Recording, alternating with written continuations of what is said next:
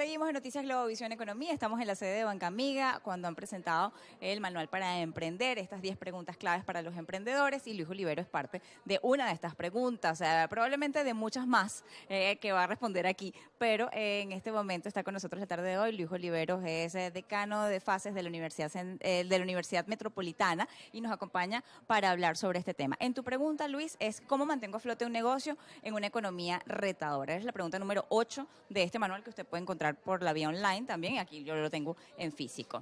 Luis, en economía retadora, problemas de inflación, problemas de financiamiento, muchos de los problemas que hoy día enfrentan los emprendedores, además del acceso a un crédito y la formalización. ¿Qué efectos puede tener y qué van a encontrar aquí en esta respuesta que diste?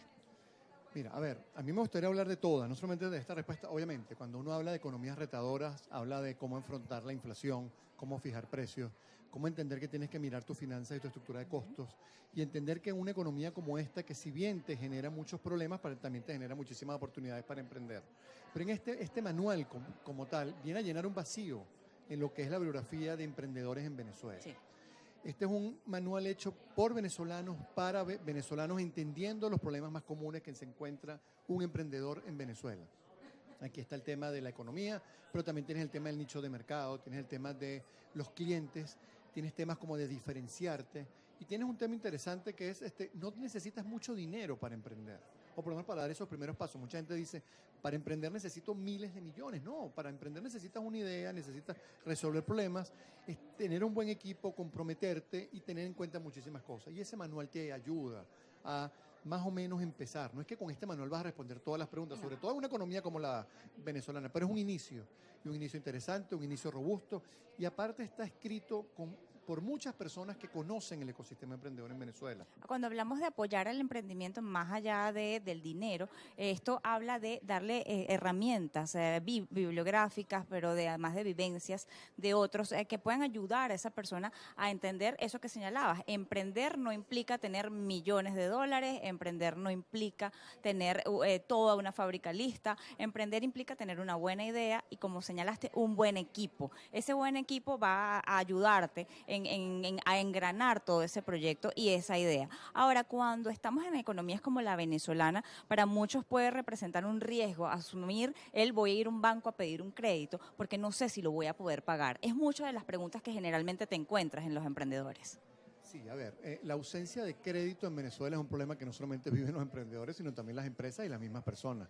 A diario uno oye los límites de las tarjetas de crédito o el acceso que tienen a los créditos. Pero muchos te dirán, la empresa tiene el músculo para responder, yo no.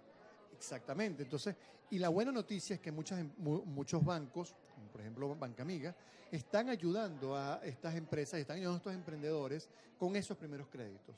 Está bien, te tengo que hacer un análisis de riesgo, es verdad, tengo que hacerte un análisis de riesgo. Tienes que cumplir con formalidades, que eso es lo primero.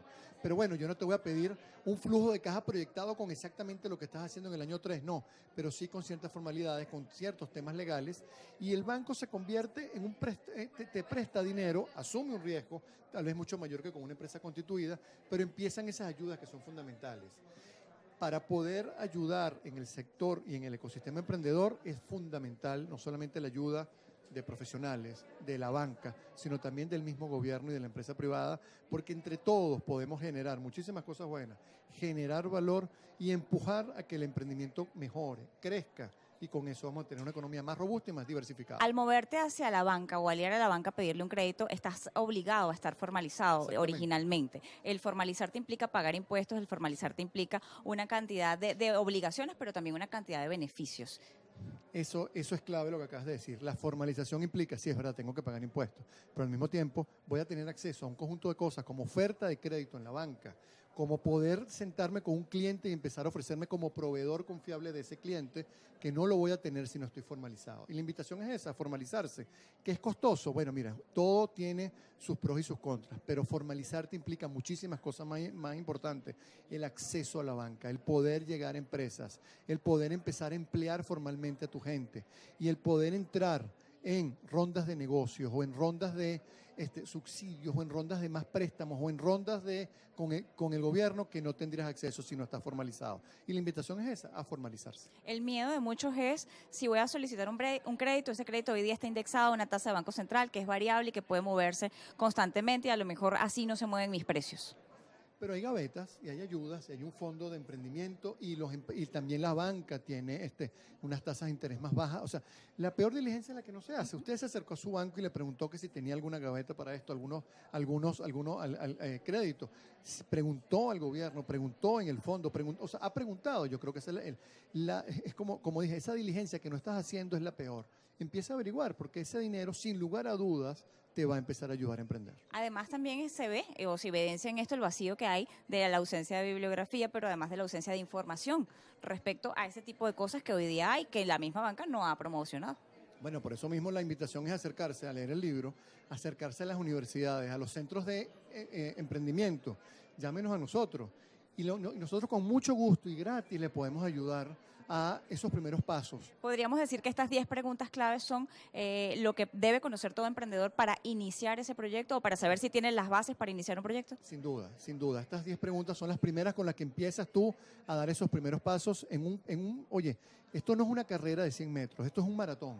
Pero con estas 10 preguntas, sobre todo escritas por estos profesionales, te estás llevando información valiosa para empezar a generar cosas buenas. Luis, las últimas estadísticas hablan incluso de entes bancarios que primero que la mayoría de los emprendimientos fracasa, pero además que en Venezuela el emprender se ha vuelto una necesidad, se ha dado emprendimiento por necesidad y por obligación, no por méritos o por intereses.